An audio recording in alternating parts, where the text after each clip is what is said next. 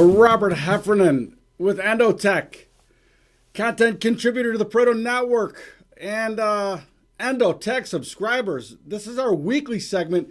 I usually come to you Sunday night, but we had a situation last night, and it's called the Bears. Those mighty Chicago Bears putting a snuffing on the L.A. Chargers. Highly anticipated, high-octane offense.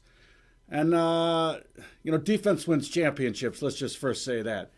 I am a master EndoTech technician, and now Bears 10 wins versus Bitcoin 12,000, looking like a layup lock, as the Bears need to win one of their last three to do that.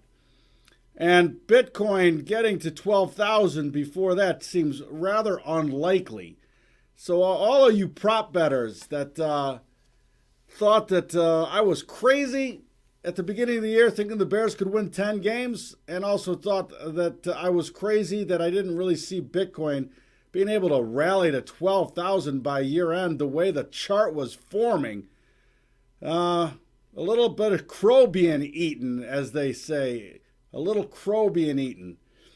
All right, listen, let's take the vitals and talk about blockchain assets, cryptocurrencies, and what's going on. And a couple of headlines that I see. First of all, I've said for a long time that the only way these things stabilize in the long run and then actually gain value, and instead of speculative value, they need to gain real value, meaning real adoption, real use, solving real world problems, being applied in a real way with real people interacting with them. All right, so the first headline I see this morning is KFC in Venezuela. All right, and we've talked a long time about how Venezuela is a fairly good test case for these things. Venezuela now accepting Dash, joining Subway and Papa John's in Venezuela, accepting cash for food. Now, I love these people saying these things aren't currencies, yet I can go to KFC and get a $5, I don't know what they're going to call it, some sort of fill-up. They have the bucket fill-up, and I can pay in Dash. That's a real use case scenario that's ongoing and developing. We're going to talk about the price of Dash in the vitals section, but do know this. As Dash gets used in a real-world way, it gains itself not just speculative value, but real intrinsic value because of its use case. And that's what's going to happen here up and down the line in these cryptocurrencies. And 2019 is going to be the year of separation. It's going to be the year of coins going to zero and coins regaining footing in real use case scenarios and revaluing based on those metrics. All right. The other thing I saw just on the technology side is OX launching an instant one-click buy solution for ERC tokens from inside dApps. So the ease of which people can buy ERC tokens looking like it's going to become incredibly easy or easier on OX instant purchase application, dApplication, whatever the heck you want to call it. But ERC tokens looking like they're going to get a boost, not necessarily needing to be listed on an exchange, but tokens being able to be bought directly through dApps. Let's see how that shakes out. All right, listen, let's take the vitals because I need to go over these weeklies. And you know what? We're going to start this vital section. I am not going to say goodbye to the YouTube crowd just yet because I want to go through BNB. I want to go through one just to talk and show you what I do. This is what I do. Let's take the vitals.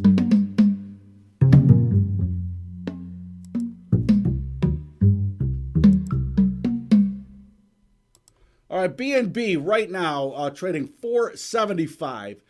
Looking at the blockchain vital sheet, BNB lower momentum 479, so not quite out of low mo yet on the daily.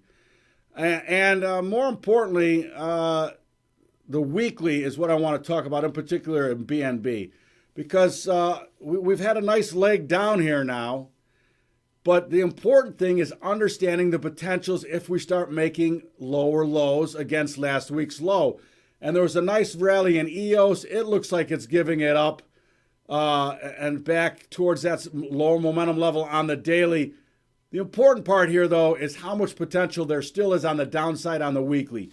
Not a guarantee that we go fill that potential, but knowing the potential over the long run, it definitely saves you incredibly from marrying positions when you understand that if it's in lower momentum on the daily and it has X potential on the weekly, maybe you should reevaluate your hold proposition. All right, so lower momentum on the daily in BNB 479, but that weekly now room down to 209 to lower momentum collar, 209 in BNB. And just to get out of lower momentum on the weekly, 631 is the lower mo level on the weekly in BNB.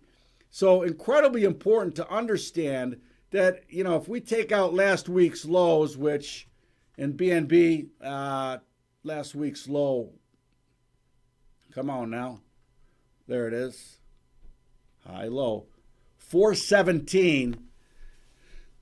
Where's it going to? Well, the collar at 394 on the daily is the first spot that you can see it extend to, right? That third target, 356 on the pivot model, legitimate destination, we could call it.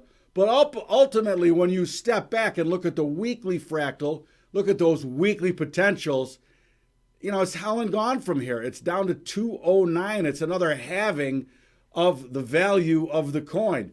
I'm not telling you that's what's happening. I'm telling you it really behooves you to understand what the potentials are in the market on the various fractals that you look at to make your decisions. All right, so those are the numbers. Those are the facts. Back in Dragnet days is just the facts, ma'am. And that's how I approach trading. Just give me the facts and not the fundamental facts, because the market can stay disconnected from the fundamentals a lot longer than you can stay solvent. So coming from a commodity trading background, that is something that has been instilled in me. So you are not going to see me marry a position when I understand the potentials and when I am fighting the momentum of that particular asset. Doesn't matter what it is. All right, it could be S&Ps, it could be hogs, it could be cattle, it could be soybeans. I learned this lesson over and over again, all right, over and over again, because sometimes on small bets, I actually do that. Nobody's perfect here in the trading world.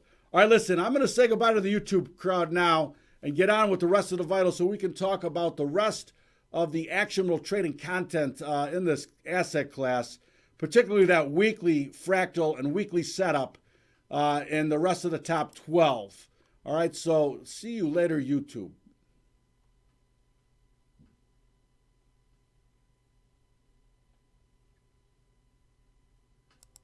All right, let's move on.